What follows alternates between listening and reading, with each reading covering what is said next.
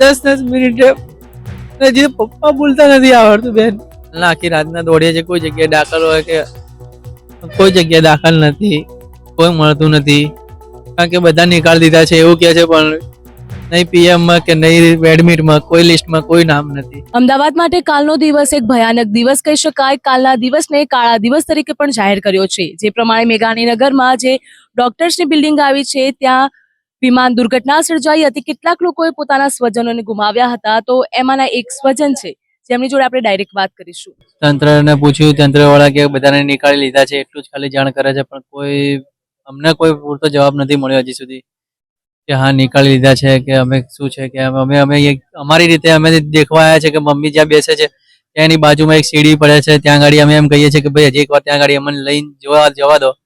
અમારે કેટલી રિક્વેસ્ટ કર્યા પછી બેનને ખાલી એકવાર લઈને ગયા છે, હજી અંદર હજી જોઈને બહાર આવ્યા નથી. બહાર આવે પછી ખબર પડે કે શું હા છે કે ના છે. બાકી બધા સ્ટુડન્ટો બધાને બહાર નીકાળી લેવામાં દ્વારા કશું પ્રકારની કઈ કામગીરી કરવામાં આવી રહી છે, તો તમને કઈ પણ જવાબ આપ્યો આમ સારો, પોઝિટિવ યા નેગેટિવ કયા પ્રકારનો તમને મળી જશે? ખાલી એટલું કે મળી જશે, આવી જશે ભાઈ. બીજું તો કાંઈ હજી જવાબ મળ્યો નથી. તંત્રથી આશા રાખીએ છીએ કે ગમે તે ખાલી અમારા પરિવારજનો ખાલી અમને મળી જાય. 10 મિનિટે હજી પપ્પા બોલતા નથી આવડતું બેન. બા કલાકે મમ્મી વગર અને અમે અહીંયા ટિફિન મૂકવા જઈએ ત્યારે દાદી જોડે મમ્મી જોડે મૂકી જઈએ. રિટર્ન આવીએ ત્યારે 3 વાગે ખાવા માટે રહો.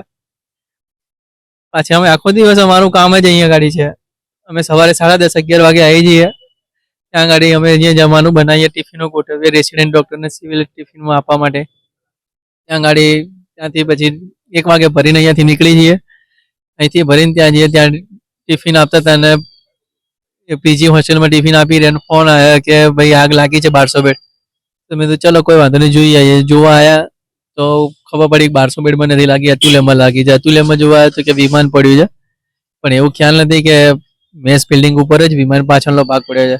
મળે તો અમે પાછળના રસ્તેથી ગયા. પાછળના રસ્તેથી અંદર ગયા તો બધા જીએસએફ વાળા બધા કેટલાય પોલીસ કર્મીઓ બધા કેટલા હતા ત્યાં અમને ઉપર તો જવા નથી દીધા.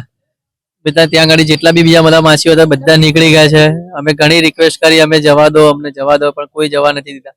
ત્યાંથી અમને ત્યાં જેટલા બી બીજા કામ કરતા હતા બધા રસોઈ બનાવતા બધા બહાર નીકળી ગયા. આખી રાતના દોડીએ છીએ, કોઈ જગ્યાએ દાખલ હોય કે કોઈ જગ્યાએ દાખલ નથી, કોઈ મળતું નથી.